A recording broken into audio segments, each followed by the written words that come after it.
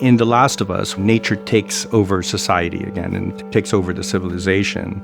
We imagine how it would be when a catastrophe happened all of a sudden and everyone had to drop what they're doing, pick up whatever they can, and leave.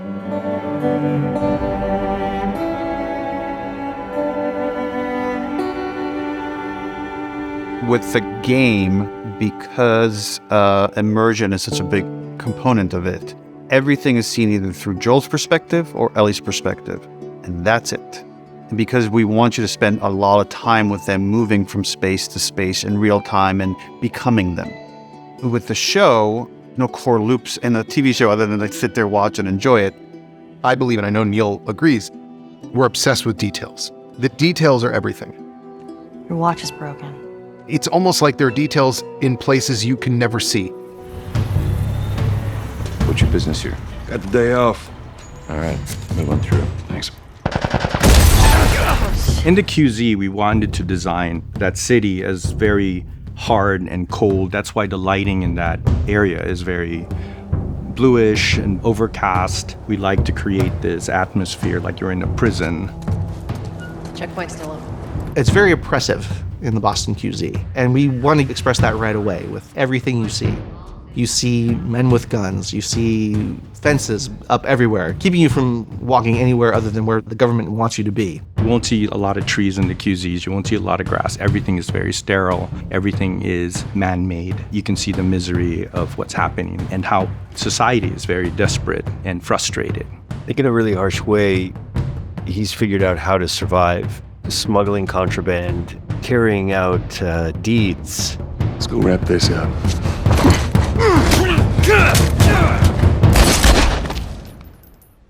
I needed him alive. What I also love is that there were opportunities to see Marlene doing different things. Because the story's so rich, you could probably walk into any room on there and have a completely new story happening, and we get to do that. When we approach designing a space, we always have to think about the people that were living there. We curate everything that is in the scene, picture frames, the kind of beds they slept in, the furniture choices they made. So everything is customized to the personality of the space and not just placed randomly. That's the world they live in. It's a very hard and difficult world that they've just kind of found a way to survive in.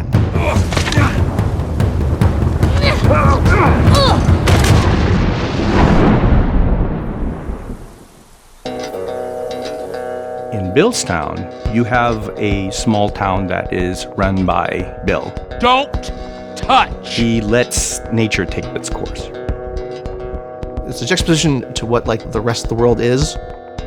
We wanted to create Billstown in a more warm setting, with the sunset there, shining through nature and all of the buildings inside. It creates this different aesthetics to contrast where you just came from. This is what freedom looks like now. It's dangerous. They're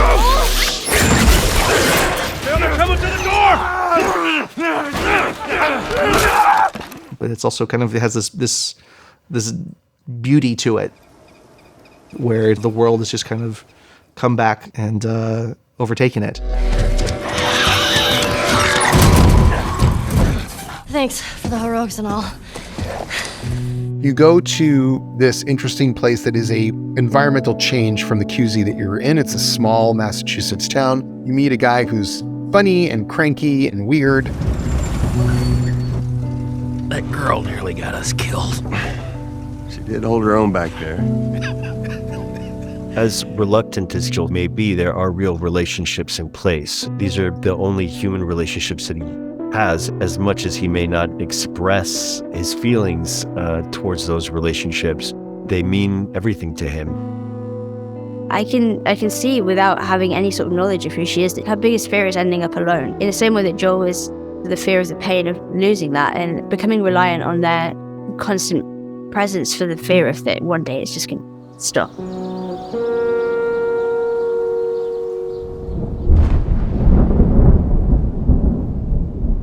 There's a lot of darkness in these games. It's going to sound weird, but when I'm making these animations, I'm trying to pull as much light out as possible, despite of kind of what happens throughout it. I've now heard from a couple of people that have watched the whole show and went back to play the game, and they said the game feels richer now, having watched the show. If you don't think there's hope for the world, why bother going on? It was very much going through the screen as if the screen is a portal and you're in it. You haven't seen the world, so you don't know. You're in the game, and you couldn't have asked for a more complete experience. I still think that there's kind of a glimmer of hope in this game. I think there's a glimmer of hope in every animation that we make. Ellie exploring the world, that's not a dark thing. It's a lighter way of seeing a very dark world.